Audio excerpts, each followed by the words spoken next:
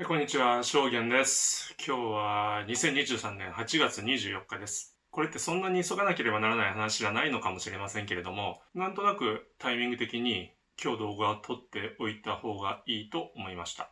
なぜかというのは終わりまで見ていただければお分かりになるかと思います。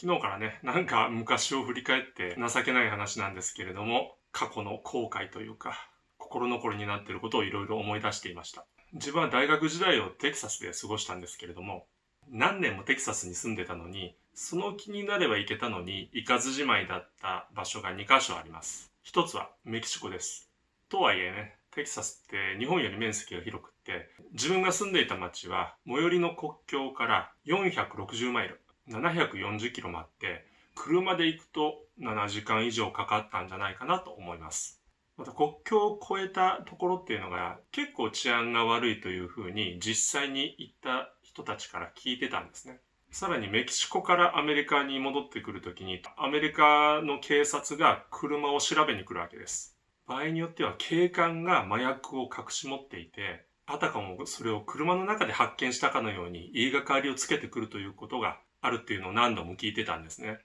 実際自分の友達のそのまた友達っていうのもそういう目にあって大変だったそうです。そんな感じだったんで、どうせわざわざ何時間も運転して大きなリスクを背負うぐらいだったら、同じぐらいの時間運転してニューオーリンズまで行って楽しく飲み食いした方がマシだと思ったわけです。結果ニューオーリンズには何度か行きました。それ以前にどうせメキシコに行くんだったら、車でちょろっと行ってくるんじゃなくて、思い切って飛行機でも乗って、メキシコシティとか、ティワナとか、そういうルチャリブレですね。メキシコの中でもプロレスが盛んな街に行きたいなとも思ってました。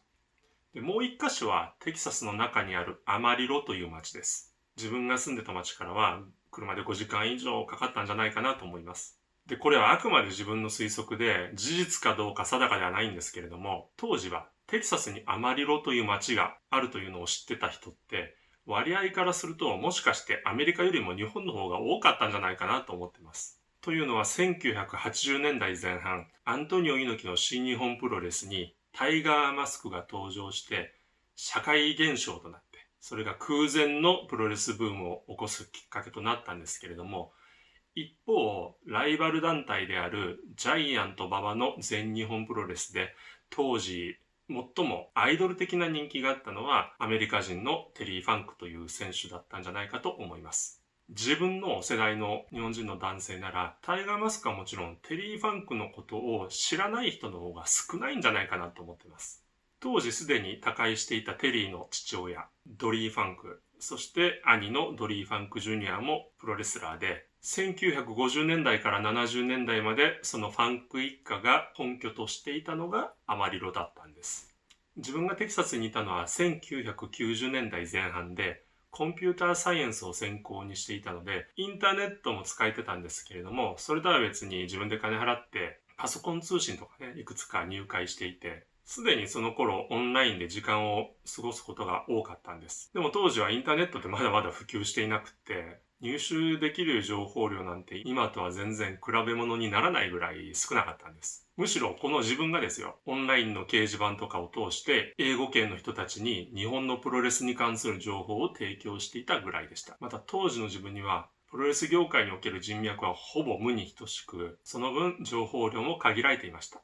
つっても今もそんなにコネがあるわけじゃないんですけどね。その頃ドリー・ファンク・ジュニアはすでにフロリダだったと思うんですけれども、アマリロにはもう住んでいないというのをどっかの雑誌で読んだような記憶がありました。テリーに関しては自分が持っている限られた情報では定かでなかったんです。アマリロにまだ住んでいたかどうかも自分は知らなかったんです。いずれにせよドリーもテリーもまだ現役バリバリで、ドリーは日本を中心に試合をしてたという印象が強いんですけれども、テリーはアメリカではフィラデルフィアの ECW、そして日本では FMW だとか IWA ジャパンといった団体で活躍していて、仮にまだアマリロに家があったとしても留守にしていることの方が多かったんじゃないかなと思ってました。それ以前にね、ただの一人のファンに過ぎない自分なんかが、仮にテリーがいる時にアマリロに行ったとしても、簡単に会わせてもらえるとは思ってませんでした。そうこうしているうちに大学を卒業して、メキシコはもちろん、アマリロにも訪れることないまま、自分はテキサスを去ったわけです。その頃自分はさらに情報提供をしていくという目的で、日本のプロレスを英語で紹介するウェブサイトを始めていました。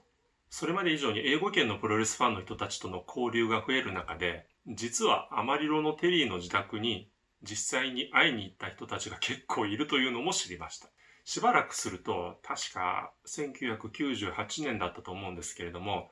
フロリダ在住のドリー・ファンク・ジュニアが自分のウェブサイトを見つけてくれてメールをくれました。何度か連絡取る中で、時々コネチカット州まで来ることがあるんで実際に会おうかという話になりました。1999年の4月だったかな。会って一緒に食事をする機会がありました。何人ものファンがテリーに会いにアマリロに行って、自分はというとあのドリー・ファンク・ジュニアと食事をすることができた。そう思うと、やっぱテキサスに行った時にアマリロに行っときゃよかったなと後悔し始めたわけです。今から30年ぐらい前ね。まだまだ自分も今の何倍も行動力があった時代です。そういうことを昨日から考えていました。でも時すでに遅しってやつですよね。昨日8月23日、79歳で他界されたテリー・ファンクさんの魂と、そしてご遺族の心の上に神様の大きな癒しがありますようにお祈りしたいと思います。それではまた次回の動画でお会いしましょう。